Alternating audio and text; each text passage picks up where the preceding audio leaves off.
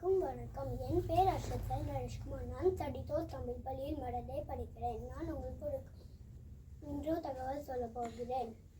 ஒரு ஊரில் ஒரு தச்சன் ஒரு குடும்பத்தோடு வாழ்ந்து வந்தார். அந்த தச்சனுக்கு ஒரு வேலை வந்துச்சு. அந்த வேலையை அவன் நிறைய மரப்பொருள் செய்யணும். அந்த மரப்பொருளாக செய்ய நிறைய மரம் தேவையா. அந்த தச்சன் யோசிச்சாரு, நாளைக்கு ஒரு காட்டுக்கு போய் ஒரு பெரிய மரம் வெட்டலான்னு யோசிச்சாரு. அந்த தச்சன் சரிப்பா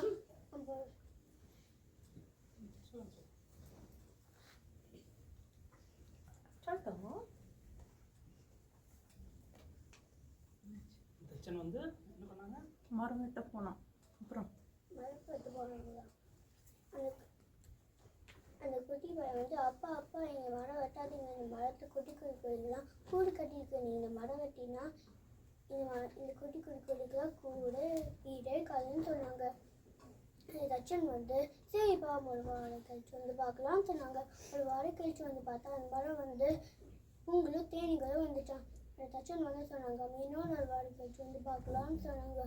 இன்னொரு வாரம் கழிச்சு பார்த்தா அந்த மரம் காயாக வாழ்ந்துட்டான். அந்த தச்சன் ரொம்ப சோர்வாக இருந்துட்டான். அந்த தச்சனோட மரம் கீழே உட்காந்துட்டான். அந்த குட்டி பையன் ஒரு பழம் எடுத்துட்டு தரான். அந்த தச்சன் சாப்பிட்டாரான். அந்த குட்டி பையன் அப்பா அப்பா எங்கள் பாருங்கப்பா, நீங்கள் இந்த மரம் விட்டு பண்ணுங்க. இந்த மரம் உங்களுக்கு நிறைய ஆக்சிஜன் பழக்காய் எல்லாமே தருது. திருவள்ளுவர் சொன்ன மாதிரி என்ன செய்தாலே ஒருத்தர் அவன் நானும் நன்மையும் செய்துவேன். மரம் வெட்டினாலும் மரம் நம்மளுக்கு நல்லது செய்யும்.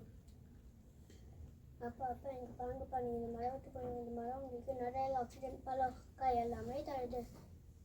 நம்ம என்ன மரம் வெட்டுக்கூடாது, நம்ம நிறைய மரம் நல்லா கடைய நீதி அனைவரும் இயற்கை நண்பர்களாக இருந்து பூமியை நண்பா பார்த்துக்கணும்.